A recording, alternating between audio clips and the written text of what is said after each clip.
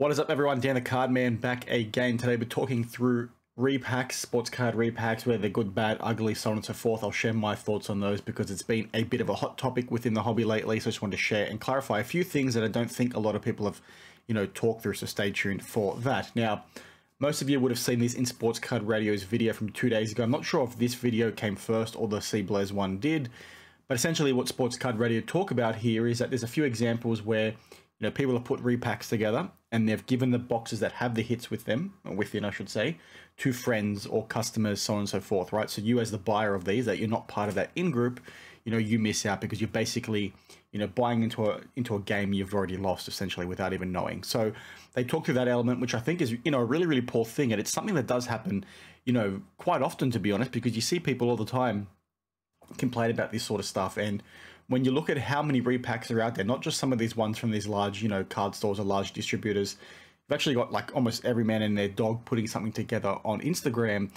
There's been plenty of examples of scams. Go read the blowout forums, right? There's just so many people out there that are trying to manipulate the process with this. So you've got that element, of these, blind packs, these repacks that are really, really poor, in my opinion, and makes them, a really worthless thing to buy into. But me being a sports card collector, me being a degenerate gambler, sometimes buying these kinds of things are a bit fun, right? I do it all the time. Well, not all the time, I should say. I do it once or twice a year with Cherry Collectibles here in Australia, who's basically the biggest, card store we have. They put together a few packs. They call them cherry pies. You can get some good cards in them. I've busted some on the channel before, actually. Not that expensive. They're a pretty good way to scratch that itch, right? They have a place within the hobby, in my opinion. However, where things could be improved and where I see, a lot of these people putting them together let themselves down that I don't think has been talked about just yet is something that Blaze talked about in his video. So basically, if you haven't seen this, please check it out. He tagged me in the snippet that he took for Instagram, and I gave a response here basically saying, he asked the question, should repacks have a checklist? And in my opinion, yes, they should. And any repack that doesn't have a checklist, they're either incredibly lazy, at best, or at worst, they're looking to scam you and deceive you as an individual. And some of you might say, well, what's a checklist got to do with anything, right? Well, you not having that checklist, it doesn't actually indicate to you how much crap these people have probably put into these packs. Now, this statement shouldn't go for, every repack creator out there. Some of the guys out there do a really, really good job. But like anything within life, within the hobby, it's the bad that are ruining it for the many. So when you don't have this checklist, you sort of don't know what's in there. And that can be, quite unfortunate. And some of you might say, well, is that too hard for them to do? What's the big deal? Well, it's actually a really easy thing for them to do because they're essentially already doing it. Anybody out there that is looking to put together a repack, they're going to have a list in Excel, in the crudest format of every single card they've put in there, right? Because they're going to have one column for the card, one column for what the card costs them, one column for what the card they think it's worth for selling individually without going into this repack, and then they work out the break-even point, right? How much are they spent on all these cards? What can they expect to get? How much profit are they going to make by, selling this repack? At what price point can they work out this repack to be sold for? So they're obviously already doing all those things to work out, the sales price for this repack, right? Because if they're not doing that, they're idiots, because that means they've got no idea whether they're making a profit or a loss on what they're freaking putting together, which would be, an incredibly dumb thing to do. So the fact that they have this list, yet they don't give it to you as a customer, why do you think that is? In my opinion, at best, like I said a bit earlier, they're just very lazy. Or two, and this is probably most common with most of these guys out there, they don't want you to know what's in that list, right? Because they know they've put a lot more crap in there than they've alluded to, okay?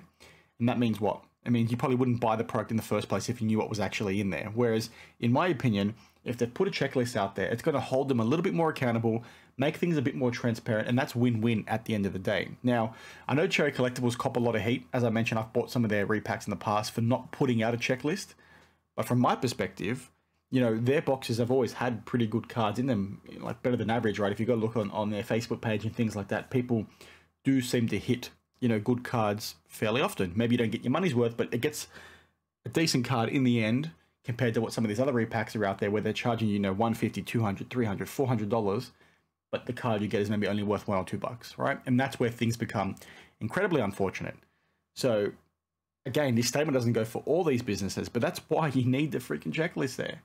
And to be perfectly honest, it was really good to see Blaze tag me in this, to be honest, because if you are a regular of the channel, you would have seen we've had some disagreements in the past. It was good to see him not take it personally, which is all you can ask for when it comes to this sort of stuff. I say all the time, if I disagree with you, I disagree with you. It doesn't mean I hate you. Where some people out there wouldn't have done what Blez just did. And it speaks to his value, in my opinion, or his values as an individual, the values he has as an individual, because he's willing to partake with people that have called him out, have discourse with people that have called him out, because he wants to make the hobby a better place. And that's a really, really good thing, because some people, I'm not going to name names, but they'll block you immediately the second you say something along the lines of disagreeing with them, right? That's a really, really poor mindset to take. You're selling yourself short when you do shit like that. So it's good to see he hasn't done that, and he's been willing to have this chat and make the hobby better. As I always say, we can disagree on one thing, but we probably agree on 99 other things. That does not mean I hate you. If I call you out in a video, it does not mean I hate you. I always say, anybody that I've called out, I'm willing to buy you a beer and have a chin wag and talk through, the hobby, talk through life, whatever it is you want to talk through. I don't hate you. So it's good to see him sort of not take things personally and be willing to have that discourse, because he also tagged Sports Card Radio and AIH, both of which have gone after him pretty hard. It just shows he doesn't care, right? It's like dust off the shoulder. Cool, you don't like me, you don't like this sort of element, that's fine. Let's talk and try and make the hobby better. And it's been good to sort of see him, people like Bench Clean Media, a few other people, sort of start making content that questions some of these pillars of the hobby, because in the past, that sort of stuff wasn't happening. And it's sort of thankful to the guys like, AIH Sports, Sports Card Radio, Retro Hoops Collectibles, and me to an extent. I don't want to talk myself up, but we've all been making content on this sort of stuff for like well over 12 months. So they've sort of seen, okay, these guys might be crude, they might call things out, they might be haters according to some people, but you know what? They're calling things out within the hobby. And these things within the hobby they're calling out is starting to be opened up to the eyes of other people within the hobby. They're saying, you know what, you're right, that stuff is not good enough. And what does that do at the end of the day? It makes the hobby a better place. So it's good to see, these bigger channels start calling this crap out. Now, you could say, well, why didn't you guys call this stuff out 12 months ago? Were you trying to line your own pockets, so on and so forth? That does apply to some people. There's a lot of people out there that, didn't apply to them. They were just maybe naive or didn't want to talk about that sort of stuff. But they're seeing the value in that now. Not just for the views, but they're seeing the value and the positive impact it can have on the hobby.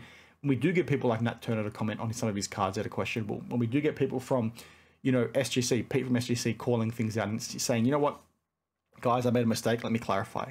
You've got these big businesses now reacting. You've got Jeff Wilson coming on, and yes, maybe some of the things he was squashing were a bit silly in the first place, but it was good to see him sort of come out and say, you know what, I didn't do X, Y, Z, I didn't do Z. Like, you're getting that response, you're getting that openness and transparency. And yes, some of this stuff could still be bullshit from these guys, but it's good to see a response at the very, very least. So that's sort of it for today. Please share your thoughts down in the comments below. Like I said, please share your thoughts on repacks in general, what your thoughts are around the lack of checklist, but then also what your thoughts are around people like Blez, who have had people call him out, but he's still willing to have this conversation with people.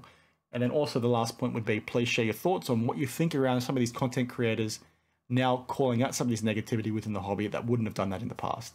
There's a few talking points I have to that I'll probably touch on in Tuesday's video next week, where some of these guys are doing this stuff, but they're doing it in a disingenuous way, right? These are guys that were pumpers out and out 12 months ago, but now they're sort of seeing a cash grab, so they want to give you some of this negative content. I'm going to share my thoughts on some of these channels, come Tuesday, so please stay tuned for that, because it needs to go back to going back and sort of watching what these guys did to you 12 months ago, and now seeing what they're telling you now, and seeing if that highlights to you whether or not they are a good person or not. So we'll talk to that on Tuesday. Thanks for watching, and I will see you in the next one. Cheers.